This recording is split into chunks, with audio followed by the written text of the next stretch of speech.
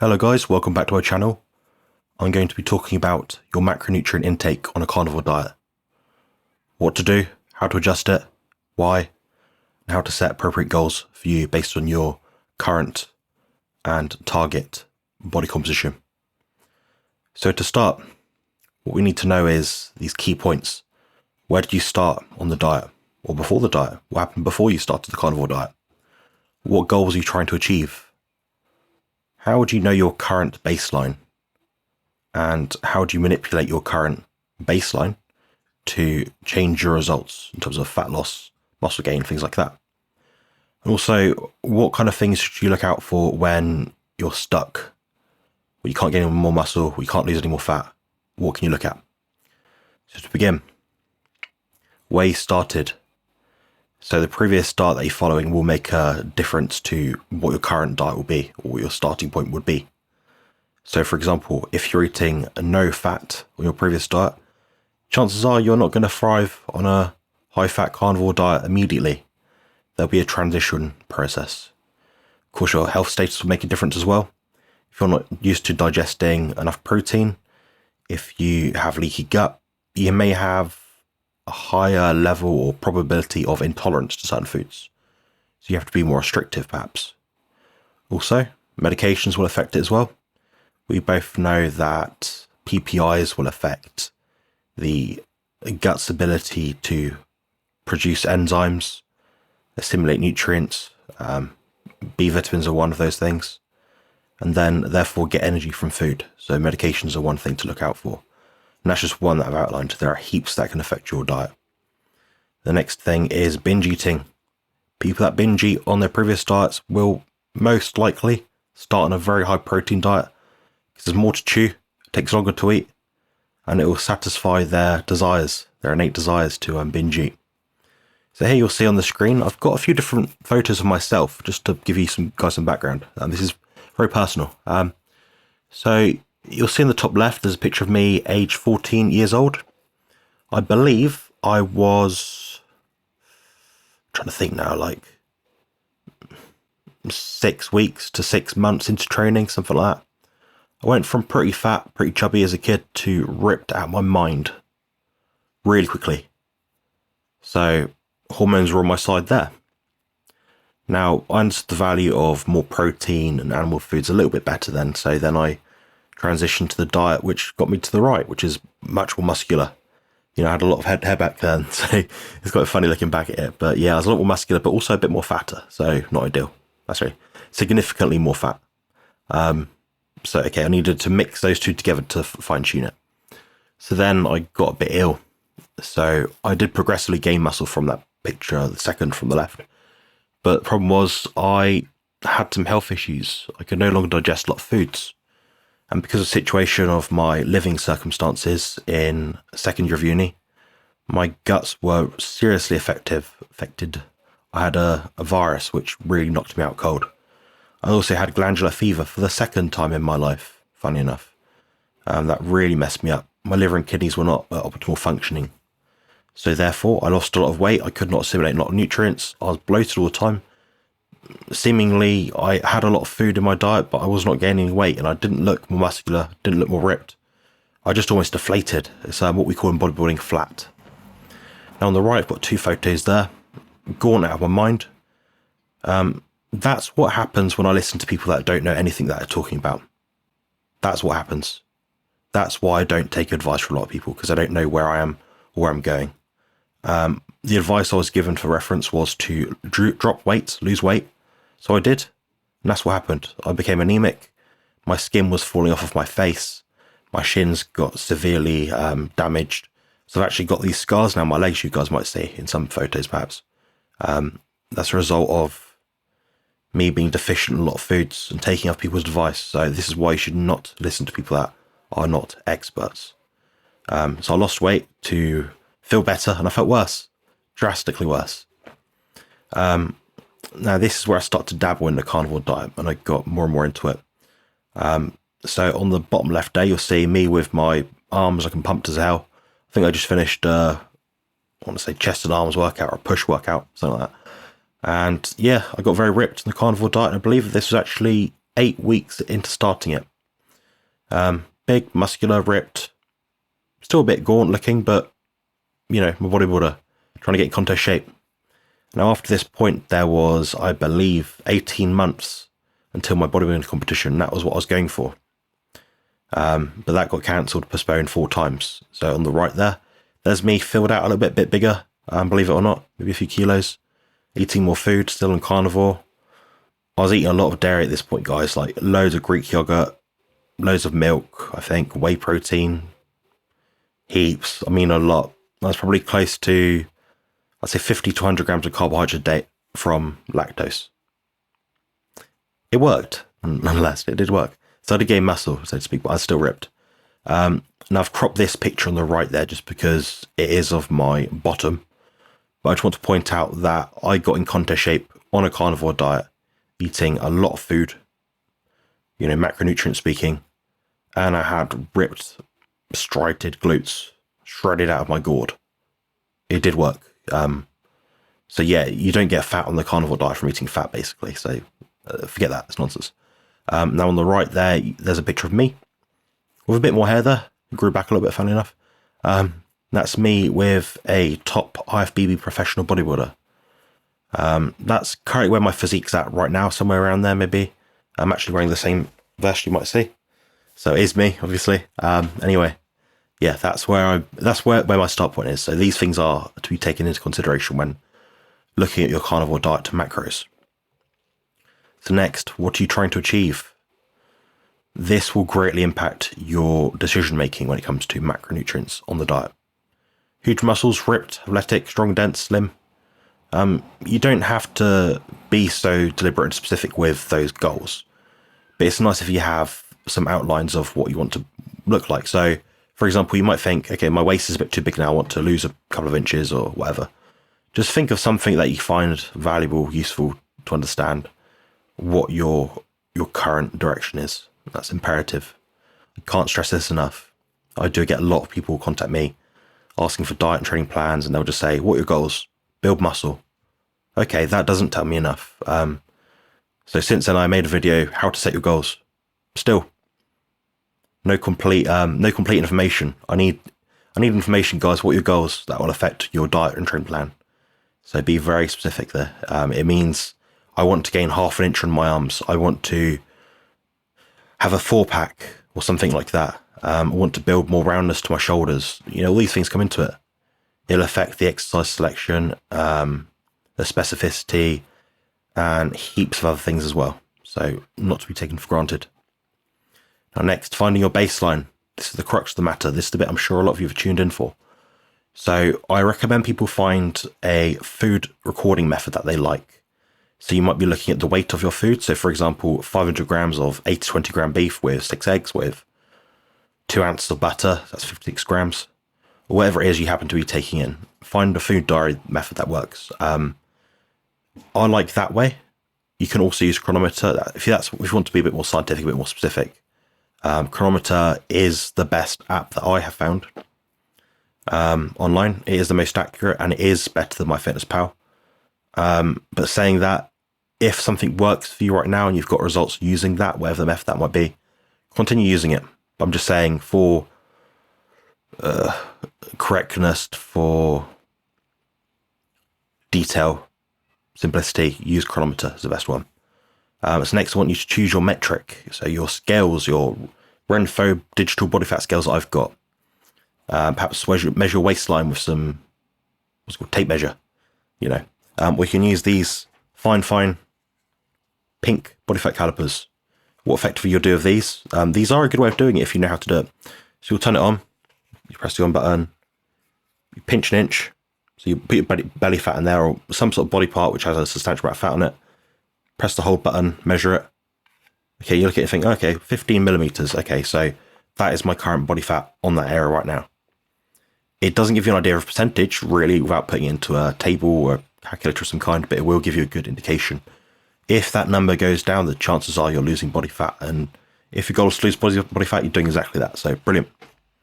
Cheap and cheerful. I'll probably link those down below in the description. So next we've got the DEXA scan. This is more expensive, perhaps more accurate. A bit more tricky to do regularly because it is going to cost you a lot of money. That's an option you have as well. If you're in a scientific lab or something like that, it'll be a very effective method to track body composition. Now, this is all relative to your goals, so it depends what your goals are. So once you've identified your baseline in terms of your diet, what your body is like, look at your body week to week. Are you getting fatter? Are you getting slimmer? Has anything changed? Keep all those things in mind.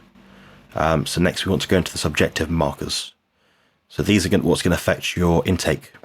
So you need to identify what is happening to your body at that time. Like I just said, you're gaining fat, losing fat, gaining muscle, losing muscle. If there are positive changes in your physique, do not change your macronutrients. Unless, of course, you're eating, I don't know, plants. Not ideal. In that case, you then sort of think, okay, leave it alone.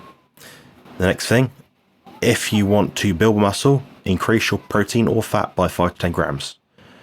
So, for example, that might mean for someone who's eating maybe 100 grams of protein, 100 grams of fat per day, they might look at their subjective markers and say, okay, my performance is getting worse. I don't have energy in the gym.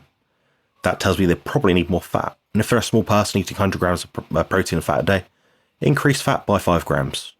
A larger person, maybe 150 grams of protein per day. You then match that with 155 grams of protein per day. Sorry, fat. Does that make sense? Increase or decrease the amount based on your goals. Eating less food will, of course, result in you to weigh less. So bear that in mind. Now, this is specific to body composition. So you will need to independently measure these variables and change them as you need. Small changes do yield big results. I know it for myself. I've noticed for myself and clients, if they're able to accurately decrease or increase their protein or fat by a certain amount each week, they'll get a result that reflects that. But it's not always bang on. I want to state that very clearly. It's not always bang on. So we'll get back to that point in a second. So what I want to say about this as well is find your protein intake. I kind of alluded to that to the last slide, but I didn't really explain it properly, so I will now. So I'd say the large body of research that I've read, I'm a bodybuilder, guys. I'm going to want to do what's optimal. I'm not going to miss out on a thing here, am I? I'm saying that you can trust me, although, I'm not going to lie to you guys, basically. That's what I'm trying to say. But see, protein level, it sort of says 1.5 to 2 grams of protein per kilogram of lean body mass per day, or ideal weight. So I won't use my ideal weight because my ideal weight is like half of what I weigh now, which is ridiculous. As you saw in that slide at the beginning there, I was about 25 kilos off my ideal weight or something like that. And I was emaciated. So it's very specific to you and what you're trying to achieve. Now, for example, if you are trying to weigh 50 kilos, your protein intake will be something like 85, 86 grams per day. Does that make sense? Hopefully, yes. Okay, I cannot calculate the amounts for you, so please do not ask below in the comments if I can do maths for you.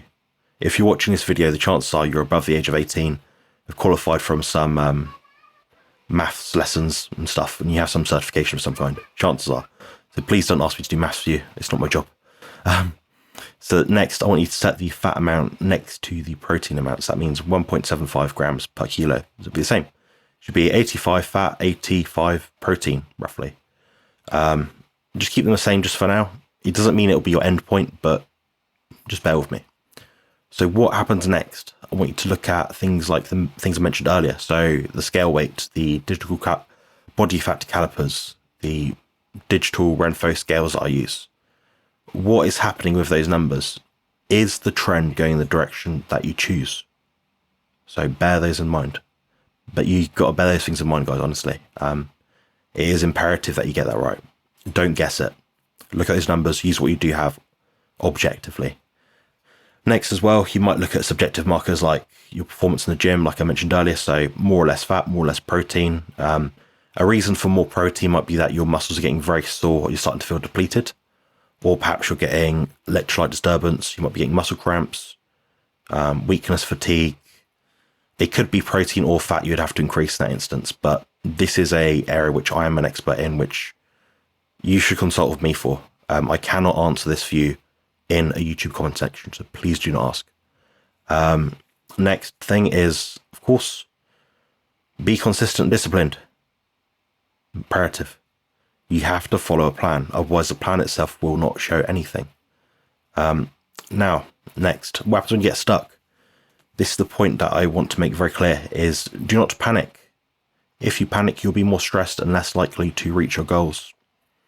Speak to someone who is an actual expert, not your hairdresser, not your barber, not your gardener. The chances are they won't know much about this sort of thing. I probably wouldn't speak to a doctor if you're doing the carnivore diet, but you guys probably know that already. So there are common mistakes, like I mentioned kind of earlier. So the inconsistency, the fad diet tactics. There's a lot going around on the internet right now about carnivore and ketogenic diets. Try this out, try that out. Generally speaking, if your goal isn't as extreme as mine, in terms of getting really big and really lean, you do not need to do a lot of these things. That's more reserved for people that are elite physique athletes or people trying to really reach a goal that is beyond, should we say, normal, like day-to-day living. And of course, support people that are there to support you. If you want to notice a lot of my videos, I recommend obviously my own services, because why not? I'm pretty good at what I do, I think. Of course, you've got Professor Bart K for anything specific that might relate to health, perhaps. As you guys know, my mantra is aligning physique goals with positive health outcomes. So if I don't know the answer, speak to someone that does. The chances are Bart K will probably know. So he's a good one to reach out to. Now, there's 2 other people I'd mention as well. This is in the instance of people that binge eat, which is very common. These 2 people being Pim Johnson and also Jerome. Jerome is a dark horse in our industry. He's not very well known, but he deserves a lot of accolades and credit for what he's managed to achieve with himself and clients. And he's someone that I highly recommend that you guys reach out to for different support in terms of training, body composition enhancement, things like that. So I'll link all those people below, like I always do, of course. So in summary, set appropriate goals, track your nutrient intake, or use your food grammage as your calculation method. Track your body composition, so use the things I mentioned. Adjust accordingly and slowly. There's no rush. When you rush things, things tend to go wrong. I notice this a lot. Of course, consult with someone that does know what they're talking about. And if they use the word calories, I'd probably ignore them, because it means if they don't know about that, which is rudimentary information in terms of nutrition, ignore it. Honestly, guys, invest in someone who's invested into you and keep themselves up to date with the current science as it stands. Now, this is the bonus content.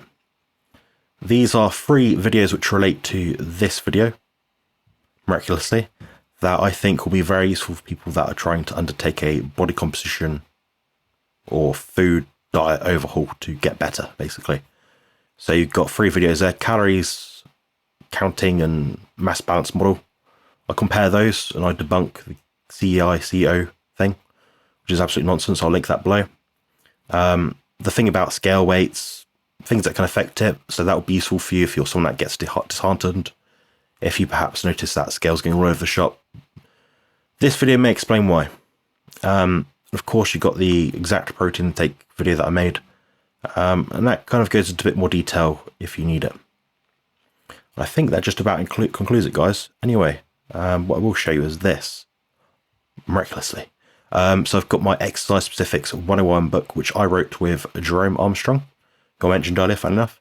And what it's about is selecting specific exercises in the gym to help improve your body composition, your structure, your shape, things that you can change and manipulate in the gym. So how much muscle you have in your arms versus, I don't know, your neck. How would you set up a training program? What things and what exercises go into it? What are the best exercises to perform? This is all explained in this succinct 20-page document. It's currently £3, which is $3.50, I believe. So it's a worthwhile investment. And it is well laid out. It is clear. It's well understood. And I've had great feedback so far already. So if you like this video, guys, please leave a like, comment below, and subscribe if you have not yet already. Thank you very much.